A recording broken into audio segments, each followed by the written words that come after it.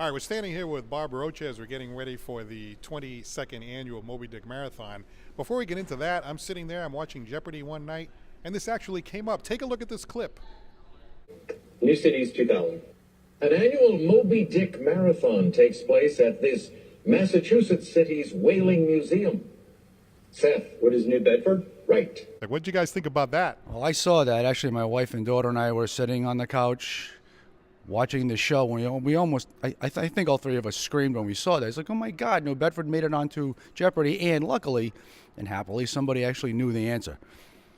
I would have been a little ticked if, they could, if they weren't able to answer that. It'd have been like, come on, it's New Bedford. We're not that small of a city. Well, we're Melville, we're New Bedford, we're Whaling Museum. But people will say, why read the whole thing from start to finish? What is the story with that? It has something for anyone who's really interested in literature. It certainly gets into history, whaling, morality, just a whole lot of different details and thoughts, and you also get a sense of what it was like to be on a whale ship for an extended period of time, which was not an easy way of making a living.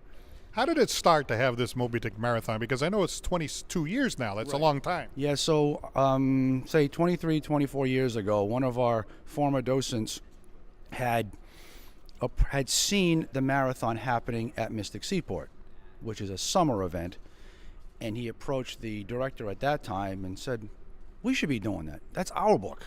It starts in New Bedford. She said, okay, but if you want to do it, you've got to organize it. It's been an event that's relied heavily on museum docents and volunteers. So even though you see staff this morning running around setting things up, the people that greeted you at the door were volunteers. The Moby Dick Marathon started as just reading the book, but as Bob Rocha explains, it's really developed into a full weekend, and it's followed all around the world.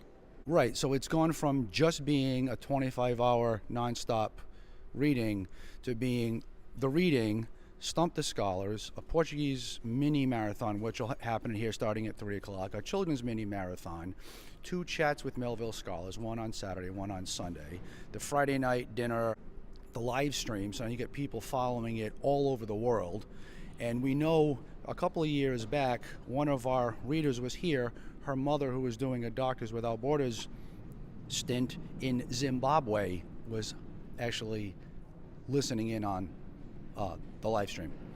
So we get people in, we've had people come from the Netherlands now for the last 8 years, and when she reads in Dutch, and we put it at a time so that her friends back home are actually awake and can watch her read in Dutch.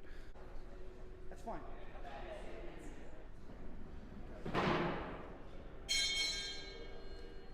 Tell me about this terrific event here. How long have you been involved in this, and why do you think it's important to have an event like this? Well, Moby Dick is the story of whaling, and New Bedford is the center of Yankee whaling from the middle of the 1820s until San Francisco, in the end of the 19th century, and the book is about so much more than just whaling. It's about the human condition, and it's a beautifully written thing, and people can't get enough of it, and they have lots of questions, and they come and they read the book, and they talk to friends, they talk to scholars, and they just have a great time, around a work of literature. It's a wonderful experience. Some people might say, wow, that's over the top, reading the whole thing from start to finish, but it's followed worldwide. Of course it's over the top. I mean, Moby Dick is over the top, and if you got a book that you got to read start to finish, and it's going to sustain, people's interest for 25 hours,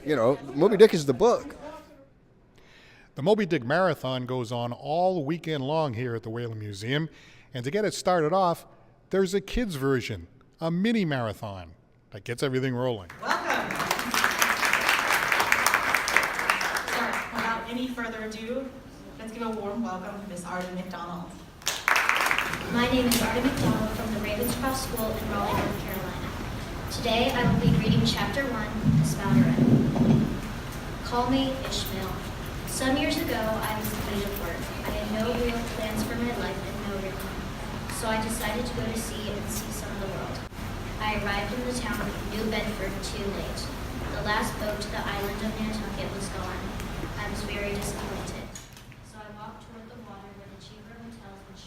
Then comes the main event, adjacent to this beautiful replica of a whaling ship called the Lagoda, second to none in the world.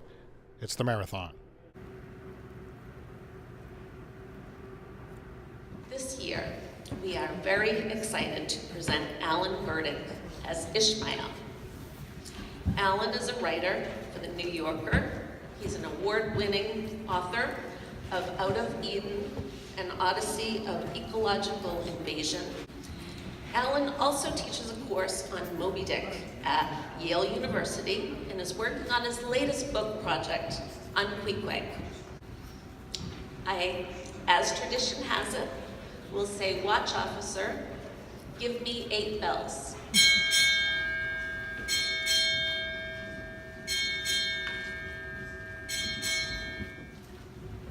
Call me Ishmael.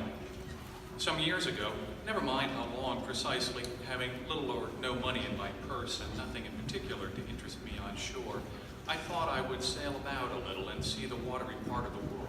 2 and 2 there floated into my inmost soul endless processions of the whale, and midmost of them all, one grand hooded phantom like a snow hill in the air. Quitting the good city of Old Manhattan, I duly arrived in New Bedford. It was a Saturday night in December. Much was I disappointed upon learning that the little packet for Nantucket had already sailed. There she blows, blows, blows! How far off? 2 miles and a half. Thunder and lightning so near. Call all hands.